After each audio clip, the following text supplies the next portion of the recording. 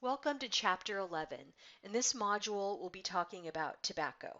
You health science and healthcare administration majors know more than other majors the serious consequences of tobacco use in our country, and that tobacco use is the leading preventable cause of death in this country, and it's a risk factor for 6 out of 8 of the leading causes of death in the U.S., including cancer, heart disease, and stroke.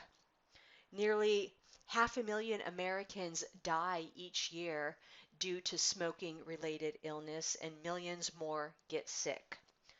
Some of you may ask, so why do we continue to smoke? And the answer is that it's behavioral. You guys know that behavior is really hard to change. We know that we shouldn't have had those French fries with lunch today, that it wasn't the healthiest choice. But again, we're talking about behavior change. And knowing is not enough. As many of you have seen in stages of change theory, that we know, but we're not yet ready to take action. So it's your challenge as healthcare professionals to move patients, clients along that continuum of change, move them from contemplation to action. Not just with tobacco, but any behavioral related health issue that you're going to design and implement an effective strategy for. Also, we have the addictive component of cigarettes and tobacco. Nicotine is addictive, meaning that it creates tolerance, dependence, triggers, cravings, and nicotine is just one of the thousands of chemicals that are contained in cigarettes and other tobacco products. So let's take a look at how the attributable deaths break out. So this is 2010 data, and I believe that the 443,000 is probably closer to 450,000 presently. So we see about equal parts lung cancer and heart disease, a large chunk attributable to COPD. We see stroke and other cancers as well. We often connect tobacco use with lung cancer, but in fact, tobacco is related to many other cancers, including bladder, pancreas, kidney, and esophageal. Nearly 70 million adults aged 12 or older currently smoke in the United States. That's almost 20%, 28% of our population. And this includes cigarettes, cigars, hookah, chewing tobacco. This does not include vaping or e-cigarettes. We see more male smokers, about 33.5% of males, and 22.2% of females in our population, 12 or older, report current use of a tobacco product. And I believe that use of tobacco and other nicotine products like vaping or e-cigarettes among females is on the rise. Smoking costs our nation dearly, not just with illness and premature death, but also economically to the tune of 289 billion per year. More deaths are caused each year by tobacco than HIV, drugs, alcohol, murder, suicide, and car accidents combined. Since the 1960s, when we first linked cigarette smoking to lung cancer, there's been increasing regulation and restriction on tobacco. The progress on tobacco regulation has been a little slow and challenging because the tobacco crop has been such an integral part of our nation socially and economically, and tobacco has a very powerful lobby. So since the 60s, we've seen it identified as associated with lung cancer. We're also required to now put warning labels on cigarette and tobacco products. Right now, there are 4 rotating labels. One is about serious health risks. Next is disease-specific warnings, also a pregnancy warning, and carbon dioxide warning. Other restrictions have included bans on TV and radio advertising. We declared nicotine a drug in 1995, and we've also seen increasing restrictions, both federally and at the state level, of where you can smoke in public places like airplanes, buses, bars, restaurants, parks, beaches. I think in California we're a little more progressive than other states. And as you know, CSULB will become a tobacco free or smoke free rather campus beginning fall of 2016 with the Breathe campaign. In my lifetime, I've seen many tobacco restrictions being put into place. When I was a kid, you could very openly purchase cigarettes from a vending machine and it wasn't really monitored by anybody.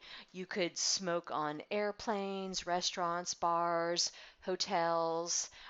Not too many restrictions that I remember when I was young. I think before my time, you could even smoke inside classrooms. There weren't really any spaces where you could not smoke. Imagine smoking inside of our classroom. These days, a much different story. In 2009, under the Obama administration, the Family Smoking Prevention and Tobacco Control Act was put into action. And this document is on Beachboard if you care to take a look at the timeline and activities. This one worked toward establishing good manufacturing practices and also setting and enforcing standards related to product ingredients and design, more restriction on labeling and health warnings, and also regulating the marketing and promotion of tobacco products specifically toward youth, and emphasis on the dangerous consequences of menthol tobacco products. More recently, we've seen places like Target, CVS, and Walgreens no longer carrying tobacco products. What do you guys think about the warning labels on tobacco products? Do you think that they're an effective deterrent against tobacco use? Just some food for thought. In 1998, the Supreme Court reached a master settlement agreement with Big Tobacco that involved 47 states and a $200 billion payout. And this was for the recovery of tobacco-related healthcare costs. This one limited advertising, also banned cartoon characters in tobacco advertising. You guys may remember characters like Joe Camel, and also bans and limitations on merchandise and sponsoring of sporting events. Also, the disbanding of tobacco trade organizations, 3 organizations specifically, and also the designation of funds for anti-smoking campaigns and research specifically targeted at youth smoking.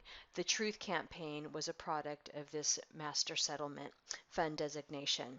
There's also a movie about this one called The Insider that describes the tobacco industry and the whistleblower Jeffrey Wigand. So, what is nicotine? Nicotine is a colorless, highly volatile liquid alkaloid. When smoked, it enters the lungs and then is absorbed into the bloodstream.